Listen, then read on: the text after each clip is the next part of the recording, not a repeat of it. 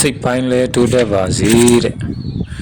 ယနေ့ကဘာကြီးမှာတိုးတက်နေတယ်ဆိုတော့အများကသဘောကျတယ်လို့ပါပဲတိုးတက်တယ်ဆိုပေမဲ့အဝတ်အစားအနေအထိုင်အသုံးအဆောင်တွေဘက်မှသာတိုးတက်နေတာပါသူတော်ကောင်းတရားပဲကြတော့မတိုးတက်ပါဘူး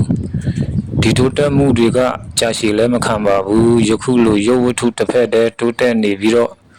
အကျင့်စာရိတ္တဆိုတဲ့နာမ်ပိုင်းဆိုင်ရာတိုးတက်မှုမပါရင်ဘယ်လောက်ချမ်းသာ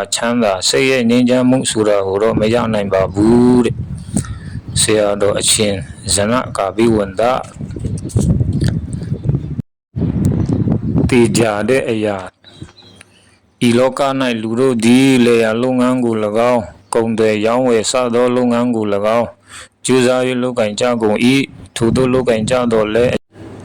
အကျိုးစီးပွားဖြစ်သည်လည်းရှိ၏မဖြစ်သည်လည်းရှိ၏မသေးကြပေမြတ်စွာဘုရားအစိုးအမဖြစ်သောသူတော်ကောင်းတရားဓမ္မအလုပ်ဒီကားပြုလုပ်ကျင့်သုံးသူတို့အားကောင်းကျိုးချမ်းသာဖြစ်ပေါ်စေသည်သာဒီမဖြစ်ပေါ်စေခြင်းဟူ၍မရှိသေးကြ၏တောင်ပြီလာတော်ရဆရာတော်ကြီး